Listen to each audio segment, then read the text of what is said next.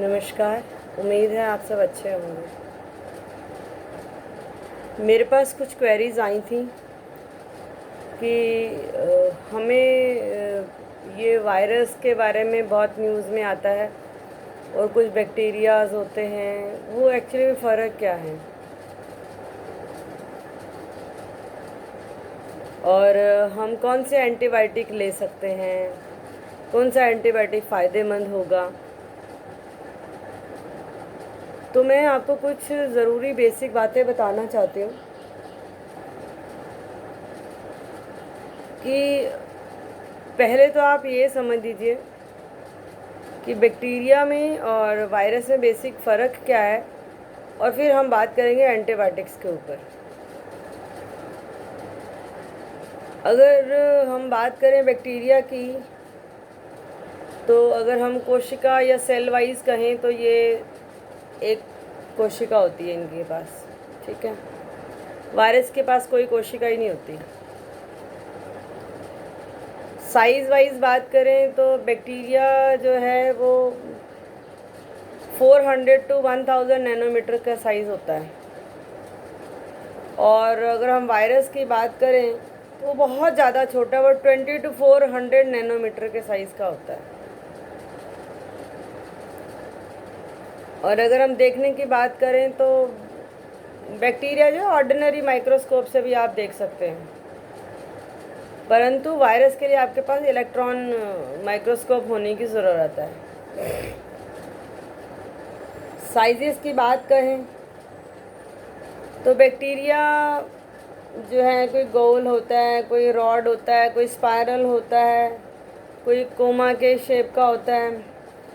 और जहाँ तक उसकी बात करें, वायरस की बात करें, तो पॉलीहेड्रल होता है, रॉड की शेप होती है, कुछ कॉम्प्लेक्स शेप्स होती हैं। मैं आपको एक पिक्चर दिखाती हूँ जो आपको बताएगी कि शेप्स जो हैं वो देखने में क्या फ़र्क है।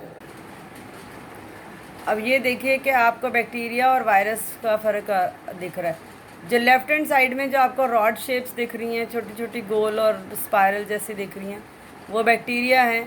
और सीधे हाथ की तरफ जो बड़े बड़े गोल गोल से दिख रहे हैं, और ये एक्चुअली में वायरस है। आप खुद देख पा रहे हैं कि एक्चुअली में कितना फ़र्क है शेप्स के हिसाब से, ठीक है।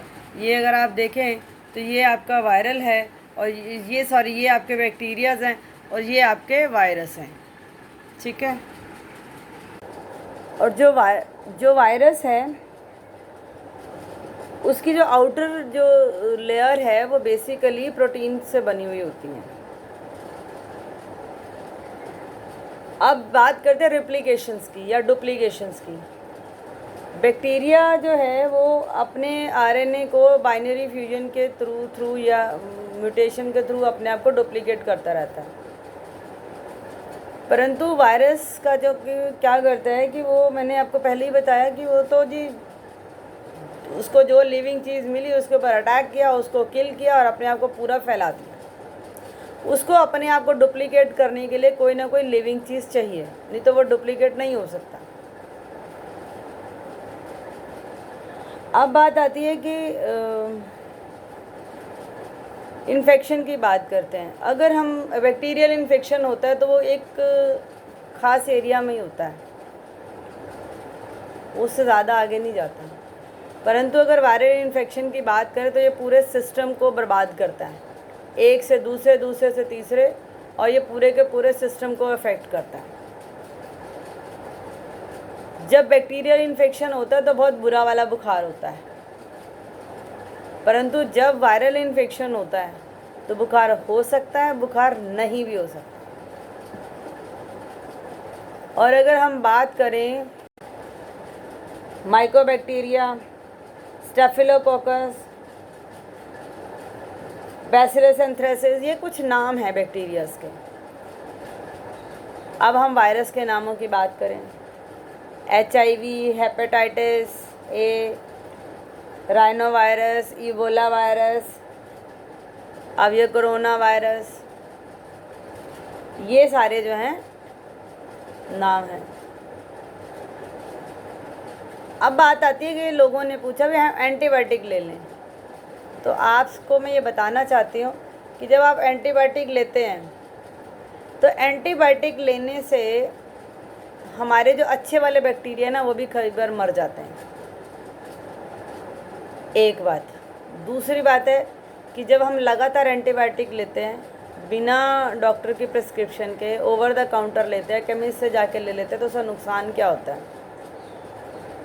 आपने अपनी मर्ज़ी से ले लिया, कोई भी एंटीबायोटिक उठा लिया और खा लिया, इफ़ेक्ट करेगा या नहीं करेगा ये तो अलग बात है, परंतु आपको शायद ये नहीं पता होगा कि हर सिस्टम के लिए अलग एंटीबायोटिक होता है। ऐसा नहीं है कि आपने एक एंटीबायोटिक लिया और पूरी बॉडी के हर सिस्टम के लिए काम आ जाएगा, ऐसा नहीं होता। और वो क्यों सुपरविजन में लेना है? एक तो एंटीबायोटिक के अपने साइड इफ़ेक्ट्स होते हैं और उसको लेने का तरीका होता है, उसके साथ कुछ कॉम्बिनेशन में हमें लेना पड़ता है भी, ठीक है, ताकि हमारा कॉमन फ्लोरा जो है या शरीर जो है बर्बाद ना हो जाए, उसके साइड इफ़ेक्ट्स कंट्रोल हो जाए। और एंटीबायोटिक अगर हम अपनी मर्ज़ी से लेते रहते हैं तो होता क्या है कि जब हम साधारण बीमारी में एंटीबायोटिक ले लेते हैं तो जब हमें गंभीर बीमारी होगी तो हमारे लिए कोई एंटीबायोटिक बचेगा ही नहीं, क्योंकि बॉडी रेजिस्टेंट हो चुकी होती है।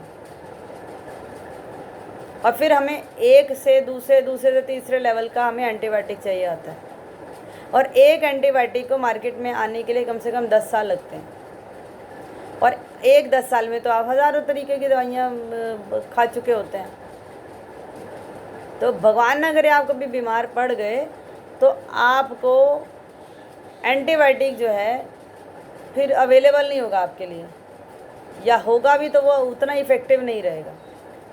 इसीलिए बिना सुपरविज़न के आप प्लीज़ कोई दवाई नहीं लीजिए, कोई एंटीबायोटिक आपको नहीं लेना है।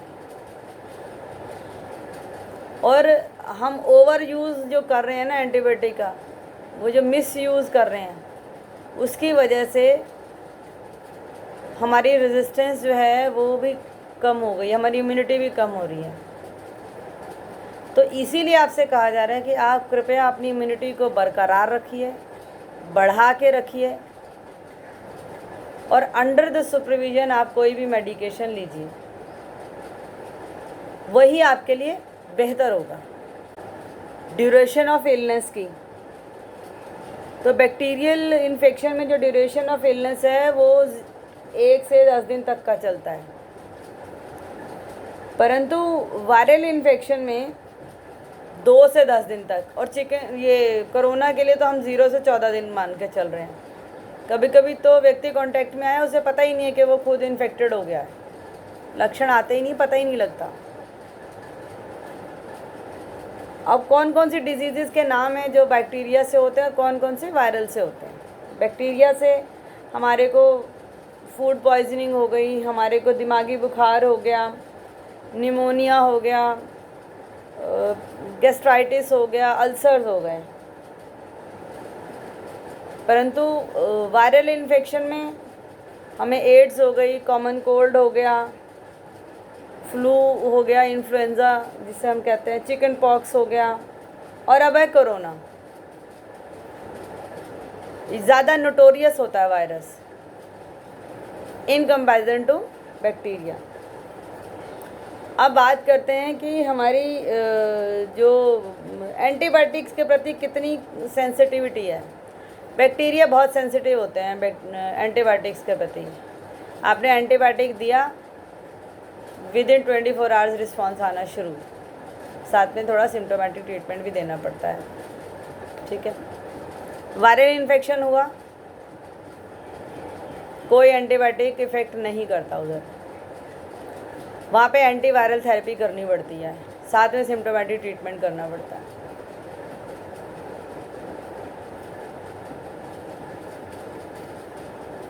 और अब बात करते हैं कि भी कोई बेनिफिशियल भी होता है, बेनिफिट भी होता है इसका, बैक्टीरिया या वायरस का भी।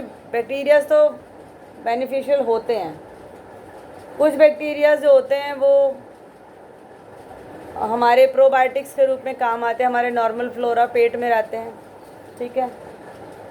कुछ बैक्टीरिया जो होते हैं जो फर्मेंटेशन के काम पे आते हैं।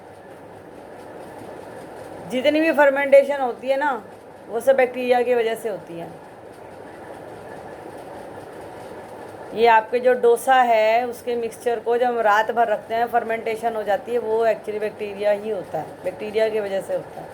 आपने मैदे को दही से गूंदा, कुछ समय के लिए फूलने के लिए रख दिया, फर्मेंटेशन ही हुई, ठीक है, तो वो हेल्दी बैक्टीरिया है।